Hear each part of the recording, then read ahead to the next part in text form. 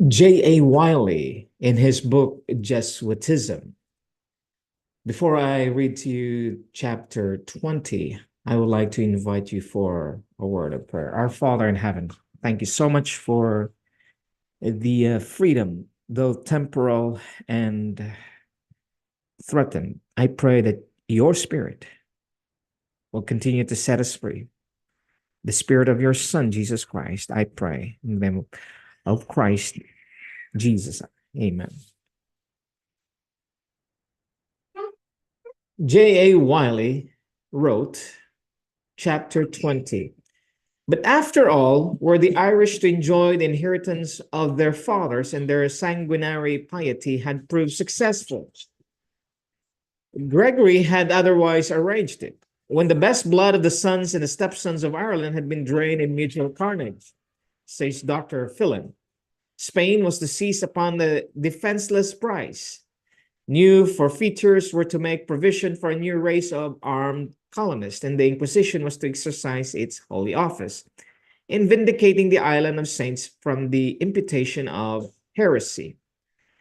The rebellion came to an end on no battlefield, but in a submission which Tyrone, deserted by many of his followers, found it prudent to make to the English sovereign. 3 rebellions had now run their course, and what had they done to Ireland? Several of the counties trodden by armies were a desert. The schools which Henry the Eighth had planted in it, and which gave a feeble hope of a happier future awaiting that dark land, were extinguished. The native nobility were crushed. The English crown was still weak, and now the hierarchy without a rival stood up more imperious and powerful than ever. After this comes the colonization of Ulster under James I. English and Scotch settlers were sent across to occupy the deserted lands and the populated cities and villages. The English code was introduced in the room of the ancient Brehon laws. Churches and schools were planted. Trading guilds were formed. Arts and manufacturers and commerce were encouraged and ordered, and peace seemed at last to have dawned upon the torn country. This fair vision proved an illusion. In the course of 40 years, agriculture, commerce, and civilization had taken root and begun to flourish, when suddenly a dreadful tempest gathered and burst over the colony and swept it away. This was the insurrection of 1641. It was headed by Roger O'More and Philip O'Neill, the 2 most powerful chiefs in Ireland. And its object was the entire destruction of the Protestant population, the full restoration of the Roman Church, and the recovery of all the forfeited lands. It was marked by indescribable atrocities and settled into a war of 10 years, which left the country in utter misery.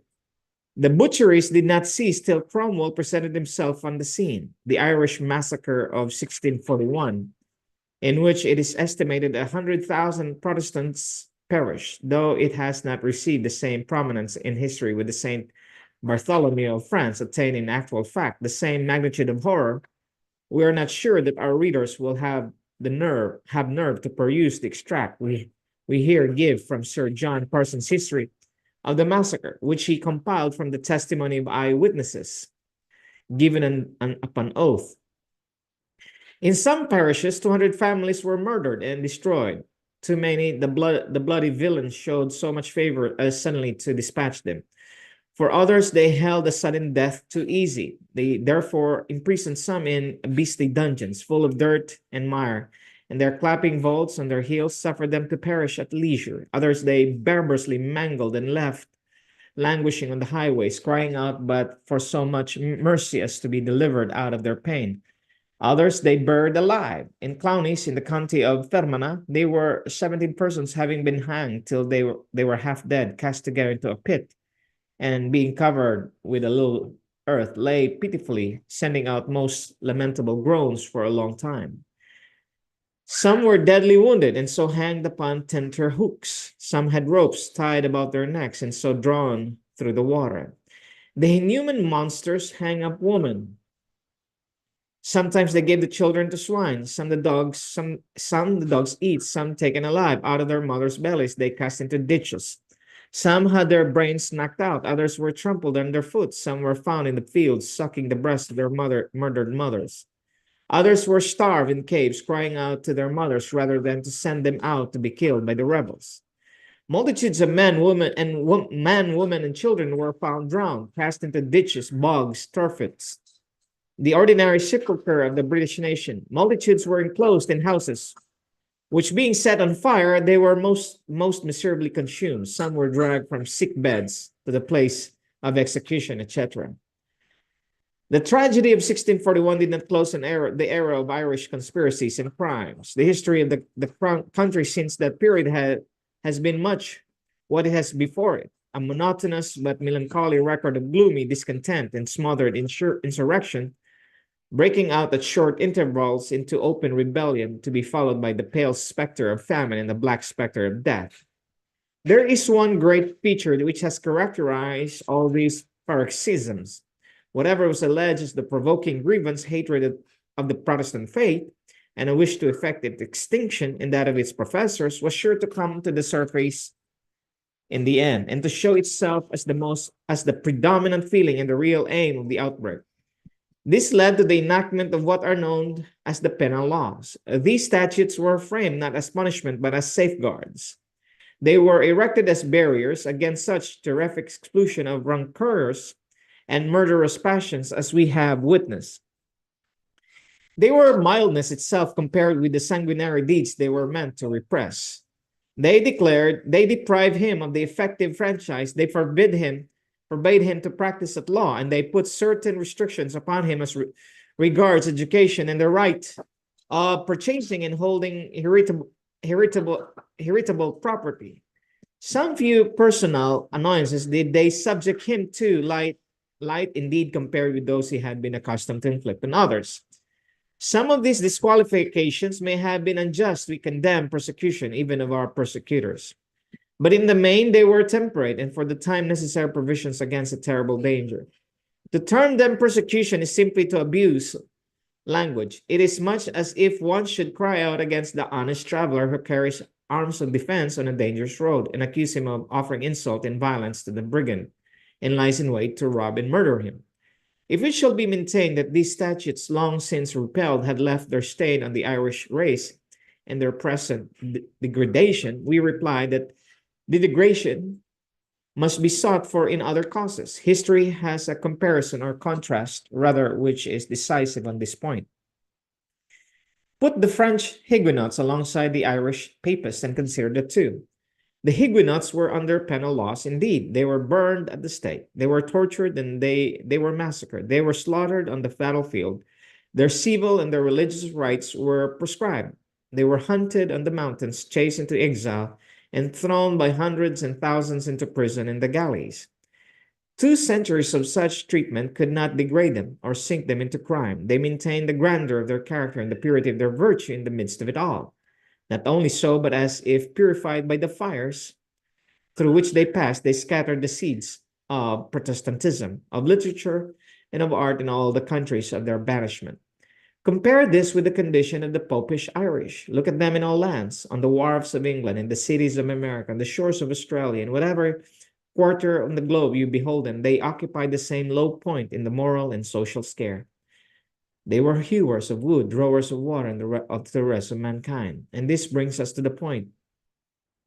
Ireland's disease is neither political nor social nor agricultural. It is moral. Until it be recognized as such, we shall never succeed in removing it. For political or agricultural remedies will never heal a moral malady, and we but lose time and labor in an attempt.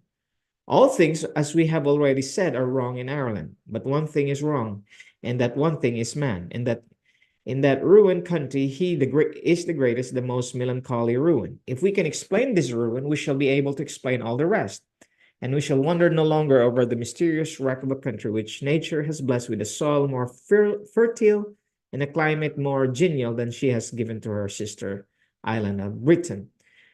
You may multiply hypotheses and explanations without end. Nothing will explain the mischiefs and miseries of Ireland save the moral and religious condition of its people. And the explanation of that condition is to be found in one word, popery. There needs no initiation into the mysteries of statecraft. No researchers into psychological or ethical science. No studies even in national economics to solve the riddle we are dealing with. It is, in truth, no riddle at all. The priest, yes, the priest has made the Irishman what he is, and the Irishman has made Ireland what it is. We speak, of course, of Irishmen in Ireland so far as they are dominated by the faith of the priest. For outside that dark boundary line, Irishmen are like other people. And Ireland is like other countries, the only difference being perhaps that the land has a richer verdure and that the people are endowed with quicker genius. And this marked and striking contrast we mean between the portion lying in cliffs and the portion lying in light, in an attestation to the truth of what we write. In it, we hear the very land itself crying out against the system that has cursed it. Lifting up its voice, it condemns the blindness of man.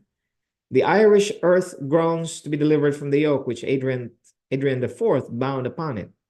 That being brought into the liberty of Protestant lands, its imprisoned fertility may burst forth like captive from dungeon. Its potato patches be changed into cornfields, its bogs into arable lands, and the country show itself into the full rich beauty of old days.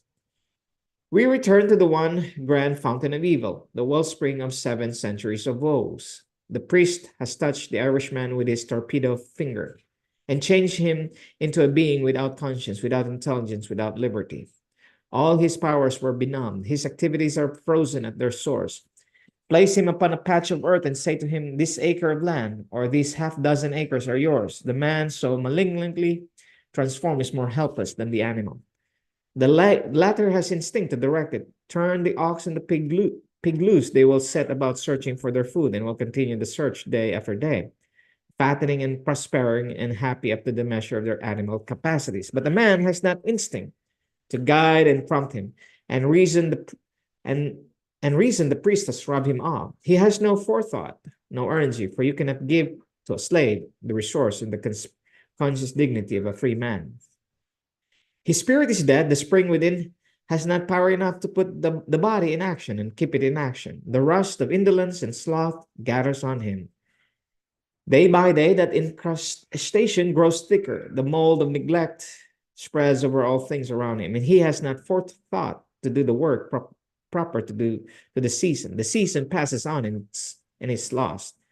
His fabled powers but extend to providing what he needs for the passing day, and often do not suffice for that.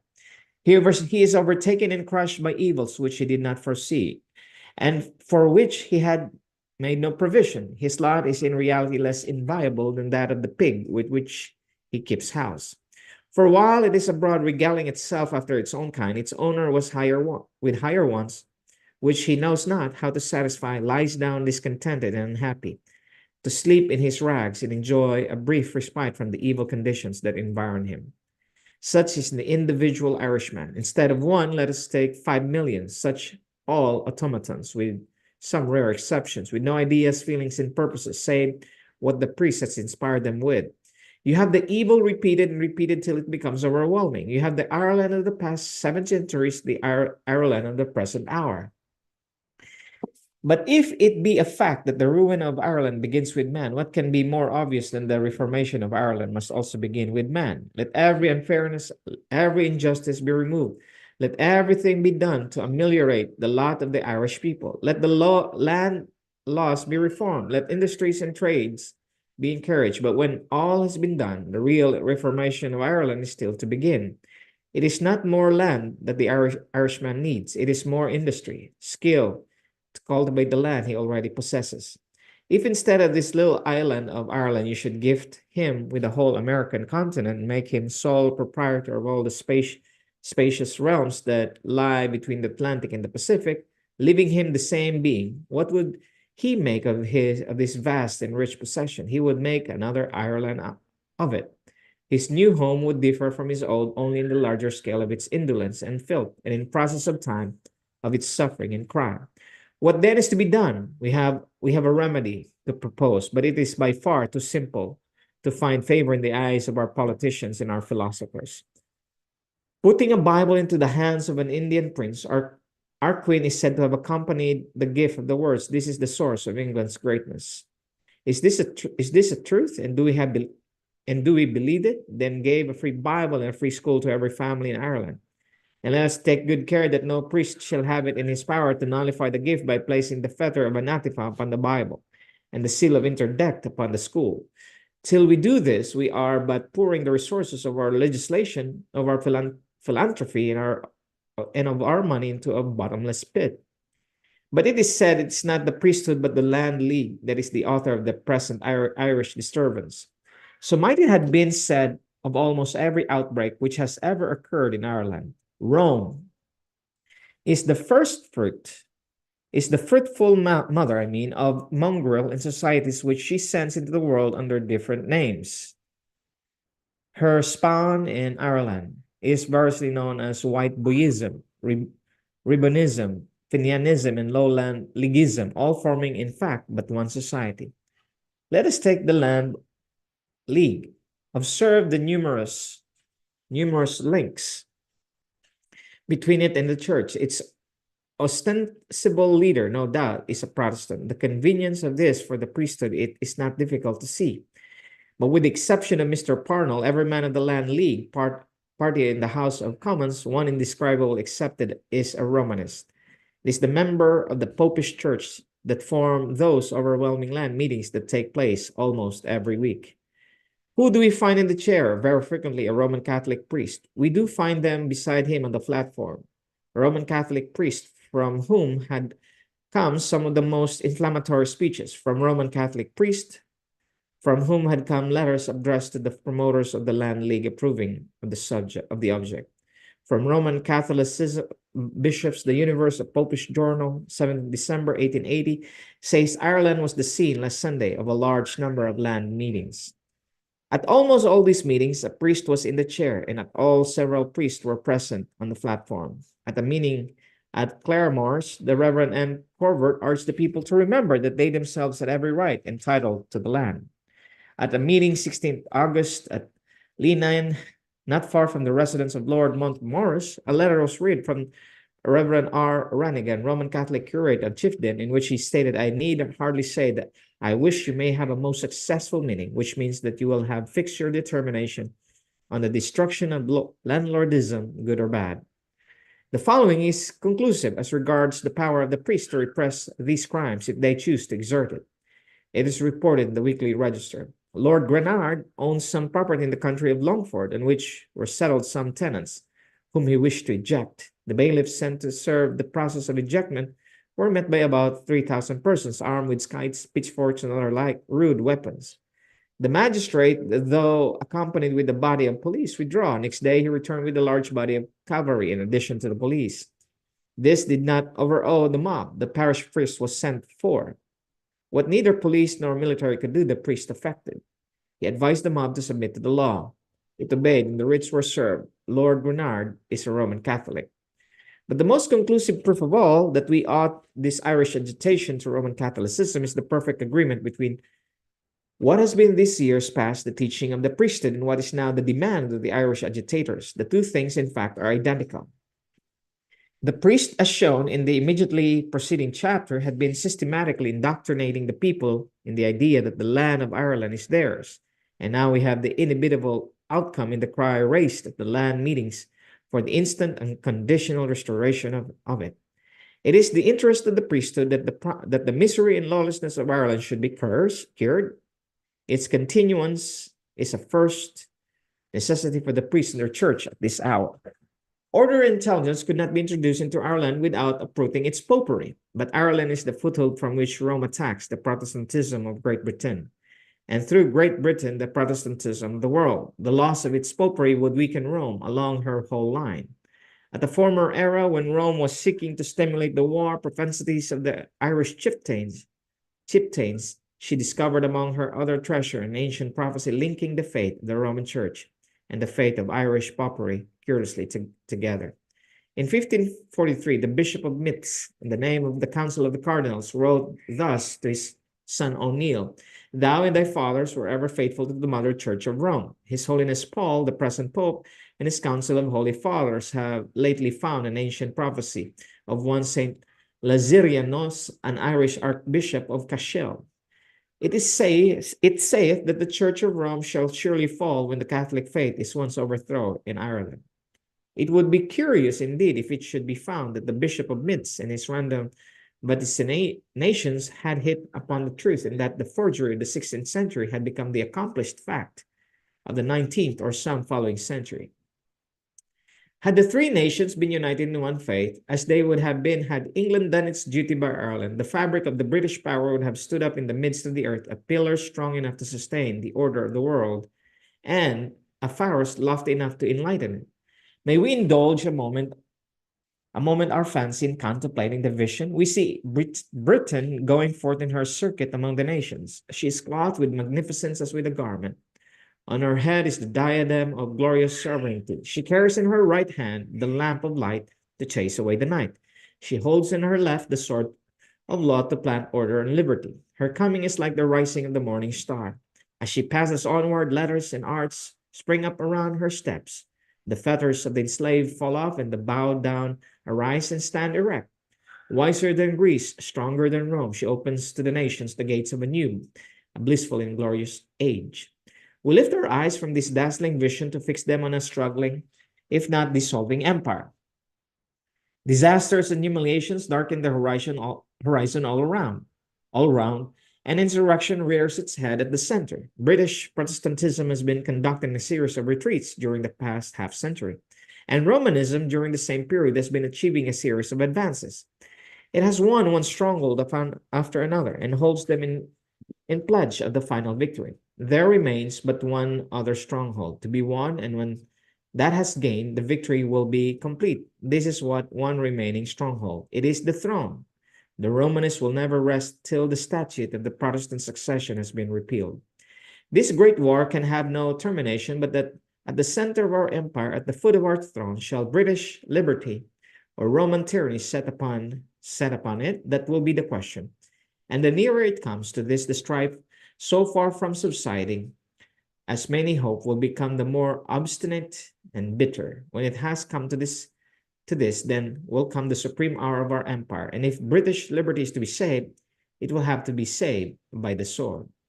May God our Father bless you, and His only begotten divine Son, Jesus Christ, be gracious to you now and forevermore.